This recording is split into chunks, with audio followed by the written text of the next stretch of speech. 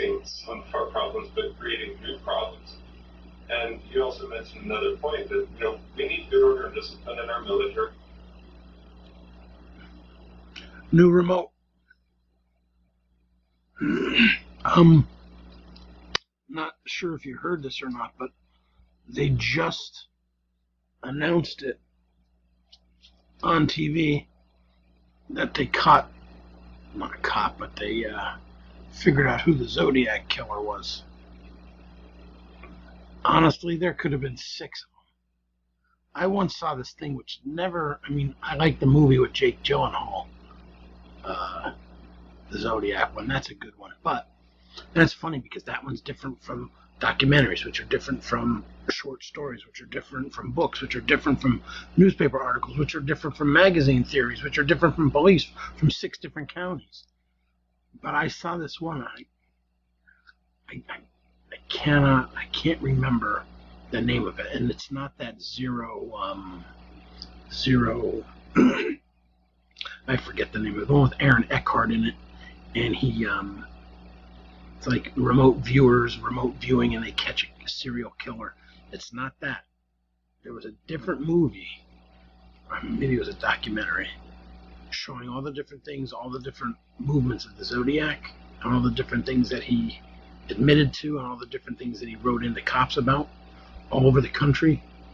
This psycho, this Zodiac Killer went across the whole country, and as, like, let's say here's America. As he went through the country, like, all right, over here is California, going towards the east. Well, over here, he'd go out to Nevada, Montana. He'd go to Idaho, this way, Dakotas, Minnesota, down to Missouri, and he would kill. He killed all over the place. And he made astrological signs, like patterns, with the killings. Like when he killed that person in the taxi cab in San Francisco, that was plotting a point on like on a map, killing to create like different zodiac symbols and stuff. And like the stuff that the guy did was like crazy. He went around, he killed tens of thousands of people, and he mapped it all over the country just so he could map out astrological signs and really crazy stuff. And I wish I knew what that movie or documentary was, because even though the one with Jake Gyllenhaal, the Zodiac with the Jake Gyllenhaal, that's basically my favorite. I really like that movie, but that other one is the most informative. Oh my God, I cannot believe the stuff that this guy did, and no one really talks about it or expresses it or shows it. They don't really like cover it. But anyways, see 3 minutes in and I'm talking about Zodiac, but I just saw it on the TV, so. Alright. Here's my daily pickup. I grabbed the NHL medal. I want to say that's like, is that Leaf? I don't know who does this. Oh, Skybox. Okay. And picked a double feature for $5. Not that you care. And I got this so I can open it. I was gonna open it in this video, but I decided not to because I grabbed some stuff. Remember, I was telling you I was finding stuff around the house and I was gonna show it. Oh God! I went to the dollar store. I didn't even realize they gave me this gigantic bag. I grabbed a couple of these to put up on my door tomorrow. I'm gonna do some stuff. This is pretty cool, actually.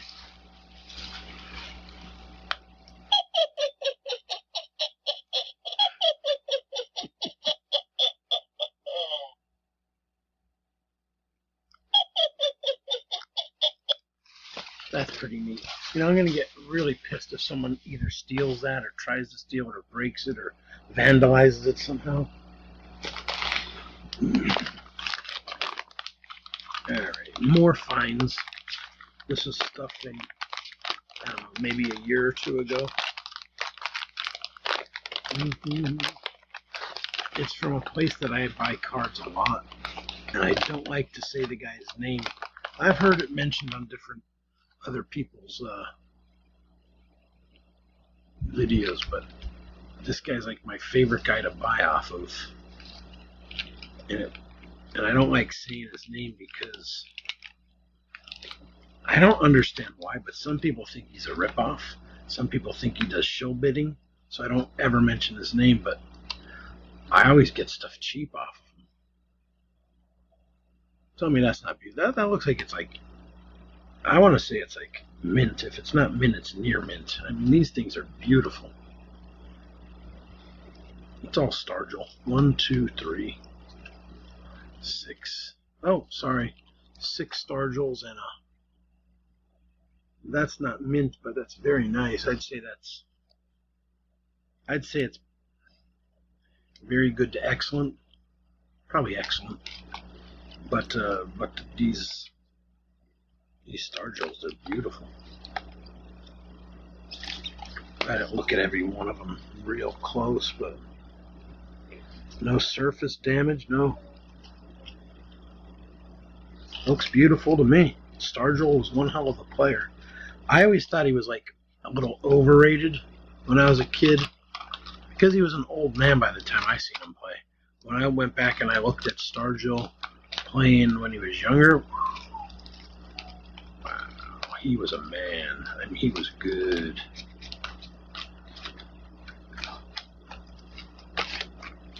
It's funny though how you perceive people. Like I saw Don Sutton in his twilight. I saw Phil Niekro in his twilight. I saw Gaylord Perry in his twilight.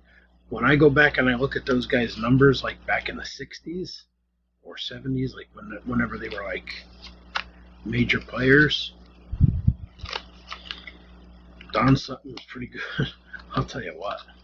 Believe it or not, Phil Niekro. Go back and look at his numbers in the mid 60s. He was a stud. Who was the other one? Gaylord Perry. Whew. Go back and look at his numbers in the 60s. He was one heck of a player. All right. But yeah, I mean, like, everything I get off of this guy, I hate saying the word fantastic, but I mean, this stuff is fantastic. All right.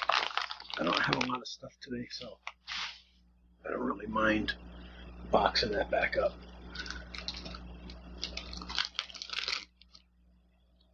All right.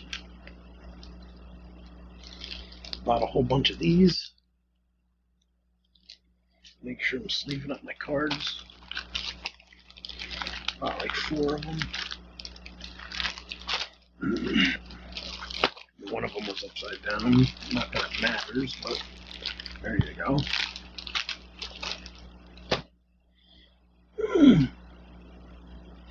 These I didn't need to sleeve. These are bought and purchased through the mail. Same guy as the last guy. I was going to say, you know what I should do? Roy Sievers, he's perennial. Alex Grammas. Jim Proctor, rookie. There we go. Barry Bonds. I want to say that's an 86 Fleer.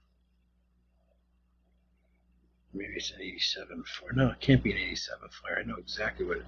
That's an 86 Fleer update. That's what that is. Yeah, U14. Wow. That's like an Ultimate Bonds rookie card. Bo Jackson rookie, Andres Galarraga, another Barry Bonds rookie, 87 Donruss, Bo Jackson rookie, another Barry Bonds rookie, another Barry Bonds rookie, a Deckle, Orlando Cepeda, no, that was Orlando Cepeda, it's Murray Wells, Mattingly second year card, Luis Aparicio, that's a 73 Topps it looks like, yep. Right. Those are the cards that fell out of this gigantic thing here. I guess I could take them out and keep showing. What I'm going to do is I'm just going to see if anything's good and then show it. If it's not, I mean, I don't want to say if it's good, but I'm saying like if it's mediocre, I'll just. Because I know sometimes I just buy cards because they're mint condition, and they're selling them for like 59 cents or 69 cents or 79 cents. So I'm getting like a 1960 Topps card for 79 cents, just because it's not a star. It's a common. But I think another thing I like to buy, even if I have to pay $1, $2, $3, $4, $5. These old. This looks like a 1965 Senators card. Beautiful color. It's mint. I mean, this is freaking mint. I paid like $1, $2, $3 for it. A lot of times I'll stop at $3. I thought this was an 84 Topps Mattingly. 84 Donruss Mattingly. It's an 85 Donruss Mattingly. 85 Topps Mattingly. Pete Rose Steckel. I'm not sure what year this is from. Ozzie Guillen rookie. Gorman Thomas rookie. Pete Rose. Jim Palmer. There's my man. I never liked him. I always thought he sucked and he was overrated until I looked at his stats from when he was a young guy, and he was pretty goddamn good. Here, for example, 18-6, 23-12. Here's his bad year, 18-13. Wow, that's a Willie Mays Steckel. That definitely is going to get shown. How the hell do you go wrong? One of the greatest players of all time never gets his just due. Most people do not realize how good he was. It's like the idiots that think Jordan's the best basketball player of all time. If you ever saw Wilt Chamberlain play, you'd realize how foolish you've been for listening to jerk-offs like Stephen Asshole Smith. Because Stephen Asshole Smith has no clue what he's talking about. Never did, never will. Just because he wrote in the Philadelphia Inquirer. That's how that jerk-off got on TV. He was a columnist in the Philadelphia Inquirer. And because he was controversial, I don't know what the hell's wrong with ESPN. They're a bunch of fools. By the way, that was Tim Raines rookie and Brooks Robinson Steckel. Here's a Rick Cerrone, Dale Murphy rookie. Mint condition. That is mint. I don't know if you can see it that well, but that is a mint condition card. Or here's what I'm talking about. 77 Orioles team card. I don't even like the Orioles. I don't even like George Brett, mint condition 1978 card. What I would do with this guy, I would buy his cards. I would buy his cards just because they were mint. Unless it was something like one of my favorite sets. One of my favorite sets of all time is 55 Bowman. So, alright, Reds. Steckel, Frank Howard, Bill Bonham.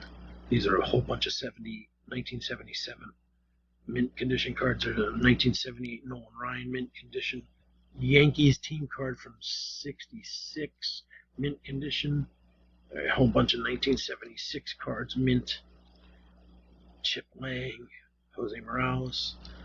Ton of 77 and 76 Jerry Mumphrey rookie card. Pittsburgh Pirates team card, mint condition. Tell me that's not awesome.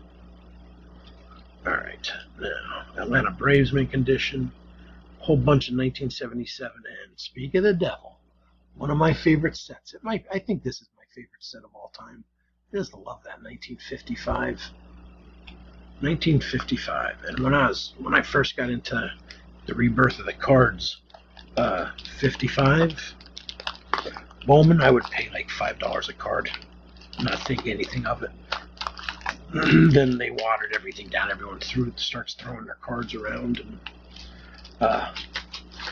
it became really, really cheap. And then when everyone came back in and just infused themselves into the hobby, now some people are getting $10, $15, $20 per 55 Bowman card. I'm going to pause this and just see if I can find anything good in the other half worth showing for the last 15, 20, 25 seconds. Halfway through, found two really good ones. Whole bunch of 59, 60, 61.